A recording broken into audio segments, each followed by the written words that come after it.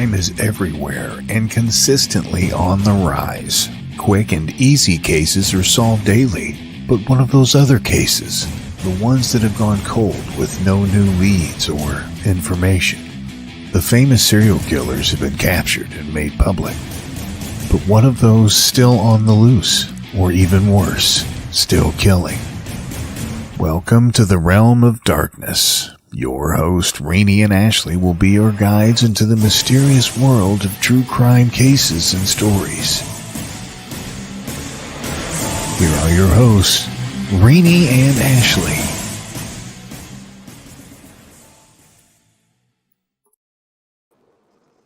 Hello, everyone. Welcome to Realm of Darkness. I guess you have kind of been able to see, unfortunately, Reeni is not going to be able to join us tonight, but we do have a special guest who is a good friend of mine and a fellow teammate of Cross Country Paranormal, Garrett. You guys might have seen him on Secrets Within before. We had him on a couple of times. But tonight we're going to be talking about, I guess you could say, America's first actual serial killer, H.H. Holmes. So he is from the 1800s. And Garrett, looked like you had something to say on him already. No, I was going to say you're about to debate that, I think. I am. So, of course, you know, with true crime, I get really into it. So I did a bunch of research on him, but H.H. Holmes is from the late 1800s.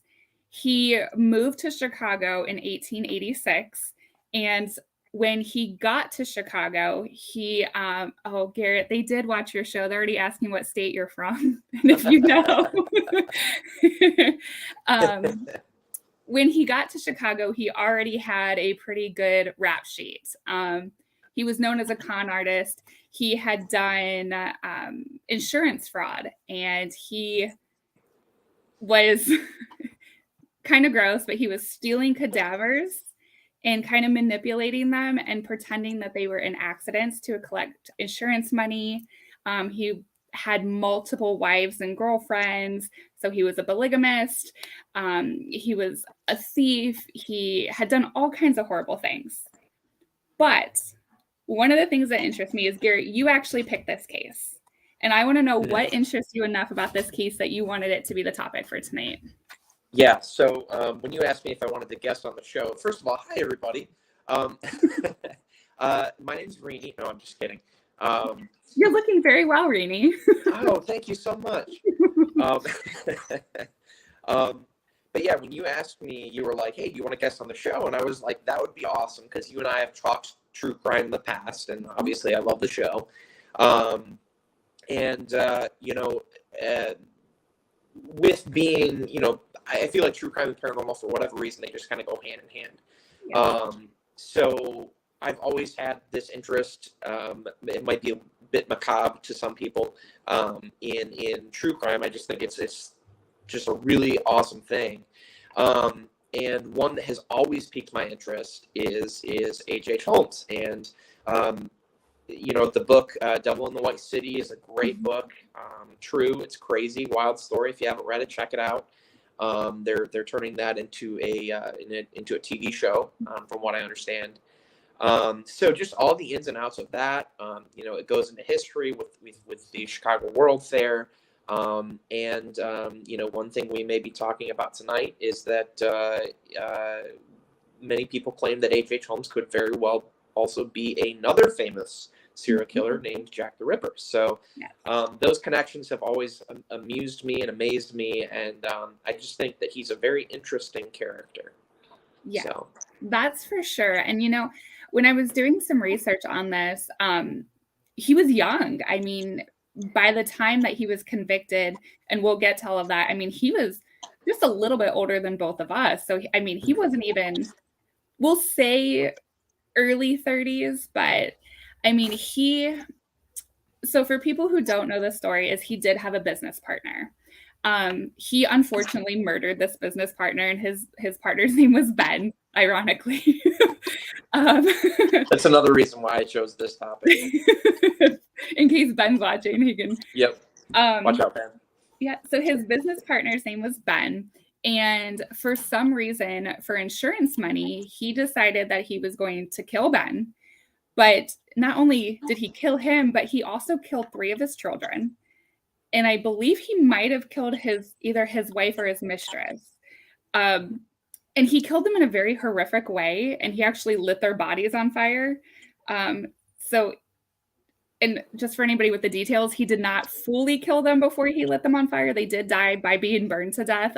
He had a couple other things that happened, but and he was actually only convicted of those crimes.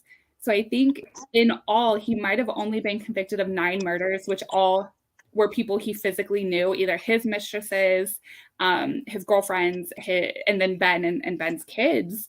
But he actually confessed to 27 murders. And there are people who said that they believe that he might have killed closer to 200 and that those murders just were never solved. Right. And if I'm not mistaken, he was also kind of around some very mysterious disappearances that, people that never were found and that sort of thing. So, I mean, but he was also a bit of a he was a compulsive liar too. He lied about a lot of things. I mean, some of the murders that, and maybe I'm getting ahead of myself here, but some of the murders that he confessed to were actually of people that were still alive. Yeah. So that's part of the mystery of H.H. Holmes. Yeah, and that makes me wonder, because back in the day, execution nowadays is different. It's a little more humane, but back then you were either shot or you were hung. And in that situation, I don't know if he didn't truly kill 27 people. And like you said, some of them were still confirmed to be alive. Why confess to that? Unless there's that pathological liar aspect. Is it a brain thing that you can't help it? Or is it something that you're trying to make yourself seem more famous by claiming these murders? I just don't see what his motive was behind that. Mm-hmm. Is this a lead in to your questioning on whether he is a definition of a serial killer or not? Kind of, yes. So before we do get to that, I do want to bring up the murder castle that they claim that he was going to build. So one of the articles I read is that he was a very talented architect, which he, as even you said, in our conversation, is that he also learned how to do a very pristine surgery, and he had a lot of different talents. So he was extremely intelligent. Yes, for sure. But this, in fact, I have to add here that that he did attend. So for those of you that don't know, I'm from Michigan, and H.H. Holmes, born Herman Mudgett, went to school at U of M. And they claim he may have also stolen cadavers from University of Michigan, sold them because he just wanted to make money. He's a con artist, but he's a homeboy. Which kind of makes me, I wonder if some of those cadavers that he might have stole from there were some of the ones he manipulated and made them look like they were in accidents for insurance money. Could very well be one of the things that he was accused of. But yeah, so this murder castle. So apparently, and I don't know if this is true, I couldn't find any truth behind it, but you being local, maybe you can kind of enlighten us on it. So they said that he was getting all this money to build this amazing, beautiful hotel castle looking thing. And he was going to invite people to stay, like a bed and breakfast for travelers. And his plan was to murder these women or these prostitutes as they were kind of going through, which leads me into the next people. But do you think there's truth to that, or is that more just folklore taking things? Well, with H.H. Holmes, it's a little weird because the things can both be possible and be thrown way out of proportion. Now, I mean, there was a building that he owned, and the what they talk about it. There are things about it that they have found. So it did exist. It was real. How much about it was what they say it was, that's in question, because I don't know how the information, the blueprints would have been weird anyways. The rumor was that he would hire contractors, and then he'd have all these weird blueprints of things he wanted to do. He'd have people start working on it, and then after a week of working, he'd fire those people and say, "You're not doing the job that I want you to do. he wouldn't pay them, and then he'd bring in new contractors, and he kept doing that. So he essentially built what was this massive castle for free. But the weird things that we're finding on the blueprint, because he built, he designed it all himself. And what they say, one of the reasons why he fired all the people, kept firing him, was because he didn't want anybody to see his master plan, as you will. But he had weird things in there, like staircases that would lead to nowhere, doors that you would just open to a brick wall. There were spy holes. There were greased up chutes that were human sized that would go down to the basement. I mean, all this really bizarre stuff.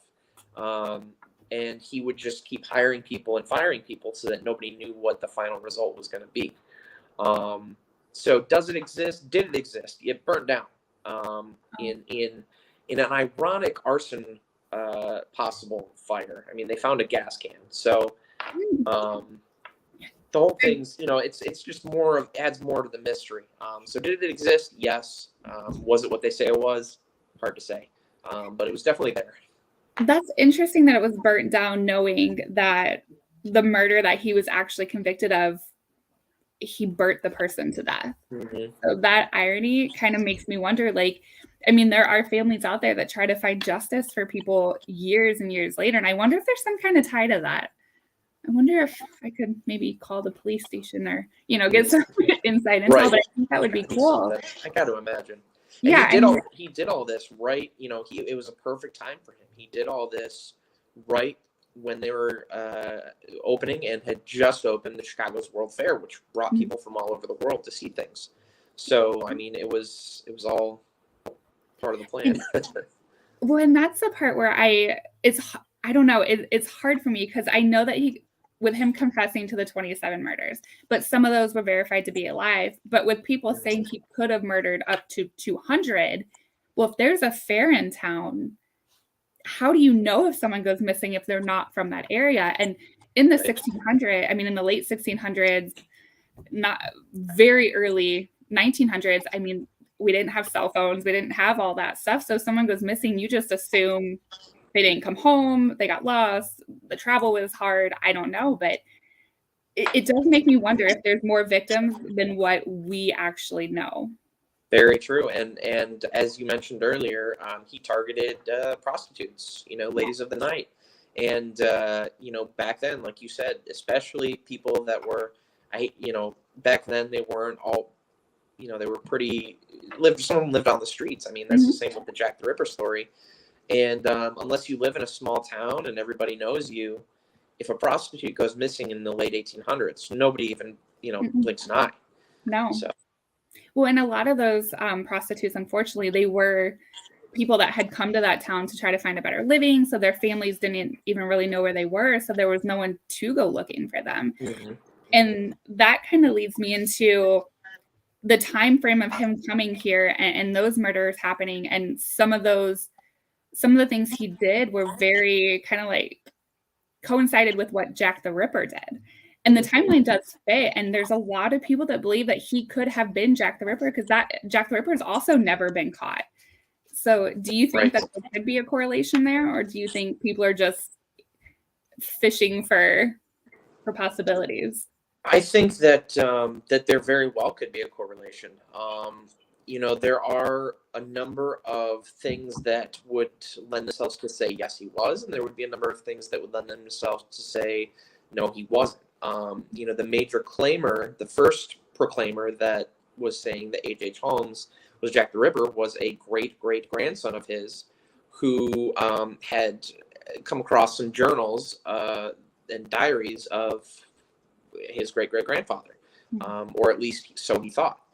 And a lot of the things that were written in there led him to believe that, yes, there is a very high possibility that they are one and the same. And it's crazy because, again, back then we didn't have the DNA testing. We didn't have all the stuff we have in today's world. So it is really hard to put that together. But then also the time frame fits. So there was Jack the Ripper, and then there was a tiny small frame. And there was another murder spree that went on overseas. And they actually called that person Jack the Stripper. I know it sounds like a bad movie, but they called him Jack the Stripper, and those murders are also unsolved. And they were 6 prostitutes that were killed over, I think it was a 2 to 3 year span. And some of the things that happened to them also kind of go back to Jack the Ripper as well, and with this case. So it's kind of like, is it possible that H.H. Holmes could have been those 3 different murderers wrapped up into one? Right. Yeah, somebody just asked if the Jack the Ripper bodies were burnt. I don't believe so. I don't think so. I don't think so. I think they were just murdered and found on the streets. Right. Yeah, I don't think they were the one thing, and I think there's a little bit of confusion on Jack the Ripper as far as him being like perfectly, him like mutilating the bodies versus him like being a little more surgical precision with it. I think those bodies tended to be a little more not so clean as far as how they were killed. However, the way that because Jack the Ripper, he took organs out of people, right? So that takes a little bit of surgical precision to do. So that's one of the big things, is that the Jack the Ripper murders were very surgical in nature. And H.H. Holmes was, he went to school to learn those kind of things. So yeah, and sorry. It's crazy. Actually, if I'm talking too much, just shut me up. No, don't. It's normally me overriding Reeni some of the time, so this is great. No, but I agree with you, because even with Jack the Ripper being so, I guess you have to start somewhere, and even with some of the most famous murderers like Jeffrey Dahmer and Charles Manson. Well, Charles Manson didn't physically kill them, but some of the big murderers, when they first started, it wasn't as clean per se as their later victims. It was kind of like they found what they liked and they kind of perfected their ways, and then it led into something different. And who knows, that could have been him starting out, and then when he realized that he was a little bit messy, maybe he figured he could go to school and learn a better technique. Yeah, how to do it properly, I guess you could say. The bad, I don't want to say bad, but so with H.H. Holmes, he did confess to a full 27. He was convicted of 9, which are the ones he knew. He did end up getting convicted and executed, I believe it was May 7th of 96. So he would have been roughly 34 years old. So he wasn't very old. And I also believe that he was hung or hanged, depending on how people say it. So believe it or not, he was scheduled to be hanged. Before his final words, before he was hanged, and somebody reminded me of this earlier, Ashley Young reminded me, she's like, his last words were, "Take your time, don't bungle it," meaning don't mess up, just kill me. And what happened? So what happened at his hanging was they hung him, and he didn't die. Do you know the time frame? They had to take him down while he's gasping, struggling for breath, and they actually strangled him to death because that was the only way they could get him to die. So they botched it pretty bad. They did, and they said that from the minute they dropped it to him physically, his heart stopping, was like 25 minutes of him just gasping and suffering, which, okay, he murdered these people. He kind of deserved it. That's where my cold heart comes in. But 25 minutes, can you imagine? Just, ugh. And, it's kind of funny. It was kind of like he called it, like, hey, you guys don't F this up. And then they do it anyway. Yeah. Oops. And maybe they did it on purpose. I've heard of other criminals that have been hung, and it was purposely rigged for them to suffer. I think the longest one I've read was like 45 minutes. It took this poor person to die. And they just let him hang there for 45 minutes. Crazy. It's crazy. But one of the things I do want to know your perspective on, I think you know what I'm going to ask you. So there's a conflict in what a serial killer entails. Sure. Like what the definition of a true serial killer is. And some people say that a serial killer is somebody who has a mental illness. there is a chemical imbalance and they have these urges and they can't help it. Somebody more along Jeffrey Dahmer's line. Sure. However, Holmes didn't have that. And all the people that they confirmed to be dead or to be murdered by him were all people he knew. And they were all people that kind of got in his way. So those murders kind of were a profit to him in some way, whether he was getting insurance. I think most of them were insurance money. Yeah. So with those two different aspects, do you think that he falls into the claim of a serial killer? I think that it probably depends on what one would define as a serial killer, right? A person who commits so the textbook definition, which I've got it up on my computer here, a person who commits a series of murders, often with no apparent motive and typically following a characteristic predictable behavioral pattern. So some of it fits and some of it doesn't, right? Mm-hmm. For Holmes, he committed a series of murders. He did have a motive. Yes. Generally speaking, his motive would have been, he was a con artist. He was always finding ways to make money. I mean, even when he wasn't committing murders, he was always doing things to make a quick buck, right? He was doing the stuff with the morgue bodies. He was doing, he would fake signatures of his family members to commit fraud, right? Just random stuff like that. So he did have motive. Now, did he have motive for all of his killings? I don't know. Maybe he got the taste for it and he was like, okay, this is kind of fun, which again is really macabre and morbid, but in the mind of a killer, right? Yeah. Typically following a characteristic, I would say generally his characteristics for killing were the same. And a predictable behavior pattern. So I guess the question there is, were his murders consistent in some sort of pattern? Like, for example, people like John Wayne Gacy and Jeffrey Dahmer, they have a specific like type of person or type of way that they're committing these crimes, right? Somebody like a Ted Bundy. Yes. Where he's got, a specific type of woman that he is specifically stalking. And that's like his modus operandi, right? His MO. Now, I would actually use Ted Bundy as an example to say, because Ted Bundy, despite how messed up that guy was, he was very smart. Yes. So I guess the question is, what do you define a serial killer as? Oh, see, this might be where argument comes in. So gosh, that's a hard question because a lot of the serial killers that I have researched, Ted Bundy, Jeffrey Dahmer, many others, they do rank more for the genius aspect on the charts, on the IQ charts, and they are very intelligent individuals. But I don't know. I think you might have actually stumped me for once. I think, which is hard to do because I do agree. I think there's a characteristic. I do think that there's a very fine line between what somebody would consider a serial killer and what somebody would consider a psychopath, or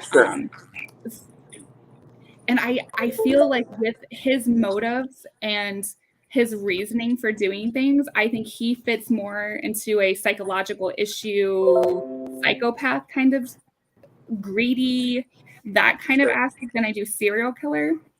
But at the end of the day, he did kill more than one person. And I think maybe the number has nothing to do with it, but I feel like if you murder more than one person, you're doing something repeatedly, which therefore should make you a serial killer. Right.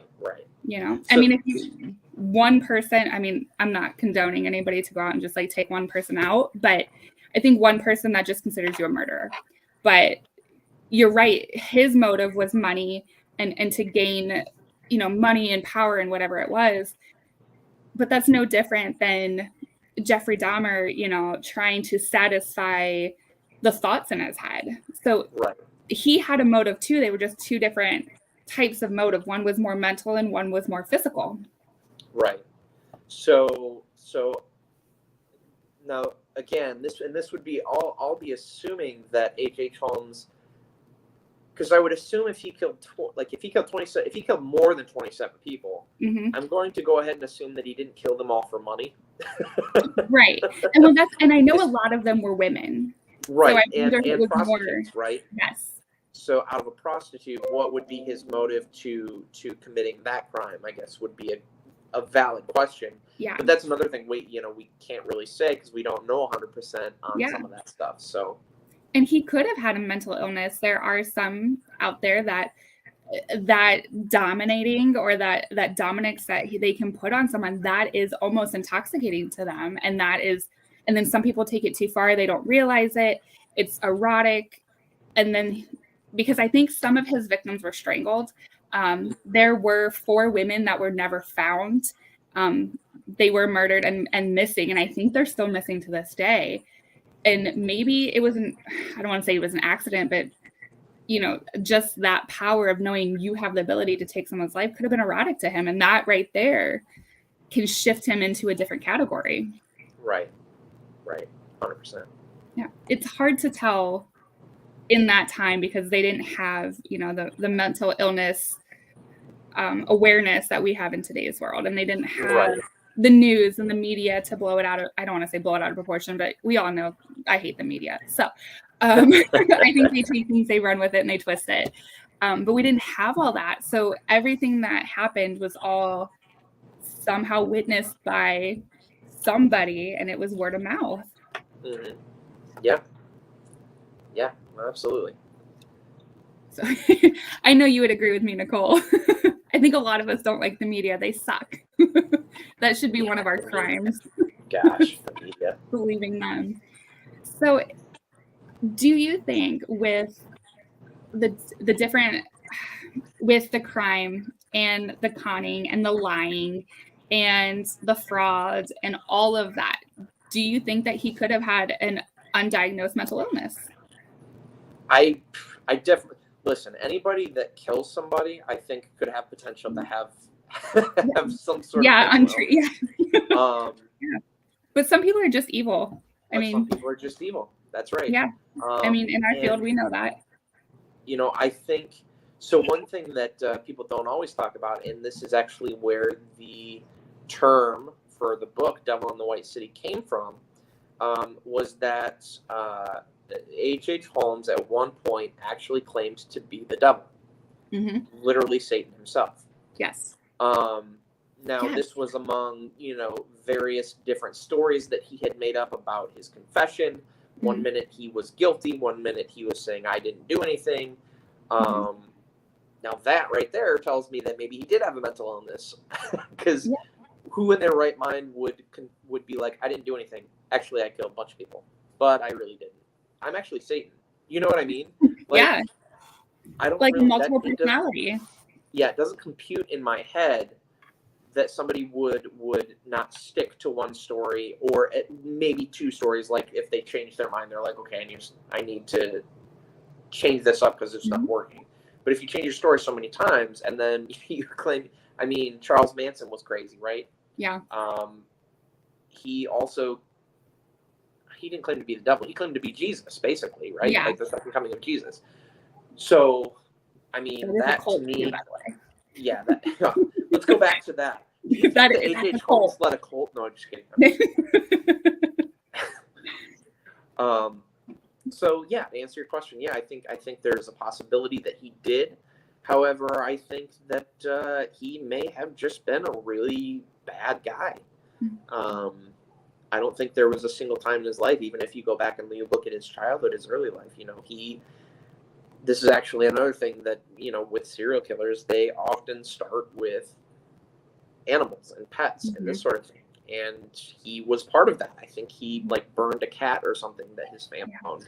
He just did these kinds of things, which which again leads me to believe that he may have had a mental illness, whether it was, nature or nurture. Something happened to him that caused him to be this way. Yeah. So. And I'm actually glad that you brought up that quote of him stating that he was the devil. So, that was the time frame when the church was really big, the Catholic Church was really big. And both of us being paranormal investigators, go CCP, gotta throw that in there. Represent. With us both being paranormal investigators, we have come across people that have claimed to be possessed or claim to have spirits messing with them in a sense that causes them to do this. Again, with that being the time of the church being really big and, Catholics, and could that have played a part of it as well? Yeah, well, another interesting thing is right around that time is when spiritualism was really a big thing too. So you had these two different, basically polarized views of, Christianity and that sort of thing. And then you had, on the other side, you had spiritualism, which they do intersect at certain points. But I think everybody kind of had this mindset, and it was on everybody's mind at that time, right? No matter where you were on the spectrum of, spiritualism or Christianity, if you were going to seances or if you were going to church. I think that it was just on the forefront, and I think that it would be a good, if I had the depraved mind of H.H. Holmes, I feel like I would probably see that as an opportunity to jump on that train in a way and be like, people are going to believe me. Plus, he was a con artist. I mean, this is what he did. He lied, and he was good at it, and people believed him. I mean, his first mistress, he basically just like wooed her. She knew that he was married, but the fact that he was like, "Oh no, I'm going to get a divorce," which never went through, by the way. Right.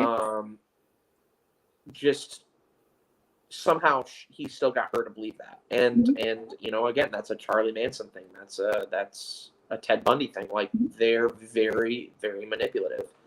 I think that he could have very, very well seen the opportunity of being like, this is in the forefront of the world right now. People are, talking about God, the heaven, hell, the devil, spirits. Yeah. So let me take advantage of that. Well, and it baffles me that he was able to talk his first mistress into that, knowing that in that time, divorce was really not a thing. And that was considered a huge sin in the Catholic Church in the 1800s. We do have two really good questions. One is, do you believe they know they are smart and they try to outsmart the police and others to prove that they're more intelligent? And then we have one that says, do you believe people can be possessed and commit the crimes, or are they delusional and psychotic and believe they were possessed, or both? Yeah, those are really good questions. Let me see here. Let me read that first one real quick. Smart, please. Yeah, with them being intelligent, it's funny because actually, Reeni and I did do a research on this at one point that it was I want to say like 70 or 80% of serial killers or murderers were on the higher spectrum of the IQ chart. So they are very intelligent. When it comes to the murders, I think that's a hard question because there are people out there like Charles Manson. He was more toward the higher part. And he knew what he was doing. He was great at manipulating people. He was great at getting them to follow what he wanted and do he talked people into murdering someone for him.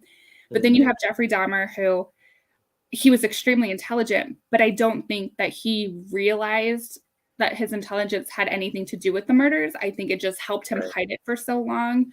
But then you have other people who are just reckless. They're very intelligent and they're just reckless, and they're like, oh, I'll never get caught. So I don't know, them being intelligent, and if they know that, I think it just kind of depends on the person. Yeah, for sure. Yeah, and I think I think there has to be some form. I mean, to commit to be a serial killer, I feel like there almost has to be some form of intelligence. Otherwise, it's either that or everyone around you is dumb as hell. Yeah. Because you can only hide that for so long, which usually they do only hide it for so long. But usually by the point they get caught, they've already committed many, many crimes. But they're outsmarting cops and FBI and all that for quite some time usually. Yeah. So I feel like there has to be some knowledge of their own intelligence. But I don't know that they, like you said, I don't know that they really think. I don't really think they think about it. I think they're just smart and they just do these things and are smart enough to get away with it. I don't think they're sitting there like, haha, I'm so smart. No, there are some. There are some. Now that I'm thinking about it. So the Zodiac killer, right? Yes. He would taunt FBI. Yes. Because he knew he could get away with it. That would be a great show to do too. The Zodiac. They still haven't caught him. So, and the Zodiac killer, I'm going to assume it's a man. Sorry if that sounds sexist. But just some of the different aspects of it. But yeah, that is a massive case, tons of clues, the taunting, and that is one person that I think knows that he's extremely intelligent, is very methodical. He plans everything a step ahead so that he kind of tries to figure out what the police will do so he knows what to do. And that is someone that I think, I mean, I don't want to say hands down extremely intelligent, but he knows what he's doing and how to do it. Another great example of this is the Unabomber. Now, he had motive. I don't know that he would fall under the category of serial killer, probably more like domestic terrorist. Yeah. But he was another man who was very smart. I mean, the FBI had to start a whole new way of finding people just to track him down. And the same thing, he taunted people to, just like that. Yeah. So. And let's be honest, I mean, not just killers, but criminals in general, they have this way, they know how to sweet talk people. They know how to get people to kind of fall for what they're saying. And for a while they do get away with it. I mean, I know there's plenty of people out there that we'll call them enablers, but they believe them every time they say, well, I didn't do that. Oh, I'm not going to do it again. I promise. And there's those people that they can manipulate. And those are the ones they kind of suck off of. And the one comment about how they prey on it, that's absolutely true. I think they do realize that they're smart. And I think they do kind of look for the people that they feel they can manipulate. And those are the ones that they go after because it's easy prey. It's an easy target, and for sure. And then with the possessions, my paranormal family is going to kill me, but I think if somebody says that they were possessed or someone says that they had spirits or demonic whatever, I think that's an excuse. I think it is a lame, poor excuse. Yeah, so I generally tend to agree because that type of thing, although, possession, although it happens, is much more uncommon than people think, statistically speaking. Now, I mean, there are cases where, and again, to think about it, the first case where somebody claimed not guilty by reasons of demonic possession is actually now, one of the Conjuring movies is based on that. November 24th, 1981, Arn Cheyenne Johnson claimed to be not guilty by, demonic possession. Now, the thing with these is that there's literally no way to prove it. So I think it's extremely easy and probably very appealing for somebody to claim that in the hopes that they can get off on it. Now, that said, you also can't say that it's not true because there's no way to prove it. So is it possible? Sure. Probable? I don't think so. Yeah. Well, and for demonic possessions, I mean, I'm no, expert on it, but from my understanding and from what I've learned is it doesn't happen overnight. A demonic possession is something that is going to take place over years and years and years. and they're going to break that person down mentally, physically, emotionally. They're not going to just pop in your head and talk you into slaughtering your family. Right.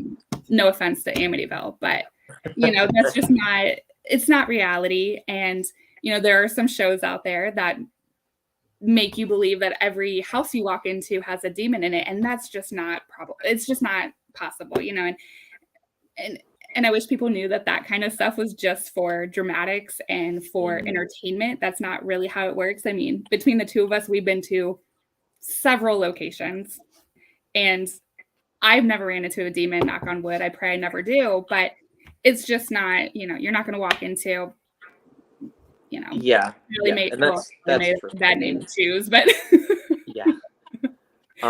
But yeah, I mean, it's that's one thing where I always recommend caution, but at the same time, again, like you said, I've never experienced that. It's so uncommon. I mean, even the people that are on some of these shows and Hollywood and whatever, they'll come out and say, listen, this isn't that realistic, right? Yeah. Again, it happens, but generally it's I don't know. It's uncommon. It takes time for things like that to happen, and it doesn't happen like we see in the movies and all the different paranormal shows. And I don't know. I, like Nicole said, I do think that it's just like when somebody goes into court and they don't want to admit that they did something, they always claim insanity. And I think it's just another form of an insanity plea, but it feeds off of people's fears. And that's what people try to do. So. Yeah. And I mean, I feel like it's becoming a more common excuse. And I think it's kind of a slippery slope, because we are now as a society more aware of, that different levels of mental illness, and that it is something that people deal with. I mean, it is 100%, it's a travesty. It stinks. Luckily we've got medicine and things that help with that. But I think also because of that, we now have more people that are claiming it as and using it, which is terribly sad, because the people who actually do have problems, then they're like, what am I, chopped liver? Yeah. And it's giving them a bad name, because there are people who suffer with schizophrenia and multiple personality disorder and all these different mental illnesses, that they are able to, for lack of a better term, control it. And some of them are on medication, some of them take the spiritual route, and they know what's best for them to try to control that. So for someone to come out and say, the devil made me do it, or, I was possessed, I think they're kind of feeding on the weakness of a certain group of people, and it's really sad and it's pathetic. And I think they're just trying to get away with something that they know they did was wrong. So, a funny question: do you know much about the Orange Cheyenne Johnson case, the devil made me do it case? Not a lot, no. Do you know who was involved in that case? Oh gosh, who? Your favorites. They made it into a Conjuring movie, so you should know. Oh yeah, the Warrens. Yes. So okay, I do have. Now that we're bringing the Warrens into it, this has gone from murder to paranormal pretty quick. But they come hand in hand. I think, we wouldn't have paranormal without some type of death, tragedy. A lot of hauntings are something tragic that happens. So you're right. They do come hand in hand. With the Warrens, it's a sticky subject for me, because I do believe that there are people out there who have these incredible gifts that, God had specifically given to them. And I do think that there are people who can communicate with spirits and do these fantastic things for the spiritual world and people that are stuck. But then I do feel that, with every 5 that are true, you get 50 that are just playing, because it's popular now. So a medium is a dime a dozen. Sorry, but it's true. There's people that claim that they can do it, and then there's people that really can do it. And I've never met the Warrens, but you never will. I'm afraid. Well, yeah. Well, you don't know. Well, we are investigators. There's a possibility, but it's hard to say, because some other cases, there are a lot of cases that they did help, but one of the most infamous ones is Amityville Horror. And, we had an episode on it, and I think Amityville is a load of crap. I think it was fake. I think they tried to feed on the publicity of it. I think they tried to use Hollywood and become famous with these allegations, because after they moved out, no other family has ever experienced anything. Right. And I do think, so now you got me all riled up. I do think that people can cause their own hauntings. I think if you are playing with things that you are not supposed to be playing with, if you have Ouija boards, if you're doing seances, if you're doing tarot cards and you don't know what you're doing, you can conjure something that you can't handle, and then you're screwed. I also think that the Lutz family, the father, the DeFeos were the ones who were murdered by the son, but the Lutz family, the father came in, he was really into cults and all these different things, and he moved into a house where all these people were murdered. How can you not expect, and then your mind starts playing tricks on you. You're like, oh, okay, 2 people were murdered in here, and a family of 6 were slaughtered, and your mind's going to get the best of you. And I think some of them are mind tricks. Yeah. That was a really long explanation, but well, you guys get it. That's funny. So, it's funny that you say they're doing it for publicity. Mm-hmm. So you're saying, to bring this full circle, you're saying that they might be con artists, like a certain Dr. Holmes. So in my heart, I want to say no, because I do love what they did and I love movies that came from it. But everything in my mind and logically, I say yes. Because they too, just like a popular show, everything was very negative and everything was very demonic. And, we know that in the spirit realm, it's the same as now. You have good people, you have bad people, you have jerks. And I think if you get a spirit that just happens to be a jerk, they're just labeling it as demonic and moving, and calling it a day. And I think that's just not reality. Sure. I agree. You actually agree. Reeni has never told me she agreed with me. Dang it, that's the first on the show. So for the sake of argument, no, I'm just kidding. Yeah, so although don't lie, you would love to see some green slime coming out of the walls. You think that would be a cool thing? I would. And then to see a person levitate, I don't know if I'd be like, or if I'd be like taking pictures, but I think that would be great. I mean, I would like to experience it, and I would love the opportunity to investigate the Amityville house. But I don't know. And I want to go to the Conjuring house. So if anybody has any connections, hit me up and hit Garrett and I up, because we'll go. But the Conjuring house and Amityville, those are 2 places I would love to get into. But with new owners, I don't know if that's possible. Yep. I'm sure Ben's working on it. He's always working on something. So yeah. Ben, if you're listening, get those too. I hate to cut this short because this is such a good conversation. But we do have Nicole Strickland on next, and she does have 2 amazing guests I think you guys would really be excited for. So definitely stick around, watch Nicole. Reeni, unfortunately, is not going to be joining us for a couple weeks. So I don't know, depending, we might have Garrett back. Maybe we'll have to have a part 2 to this. Maybe we'll have to talk about the Zodiac Killer. I don't know. That'd be another good conversation. Yeah. So I hope you guys enjoyed the show. We will be seeing you next week. And thank you, Garrett, for being on. I appreciate it. Absolutely. Thanks for having me. It's been a pleasure. Good night, guys. Stay tuned for next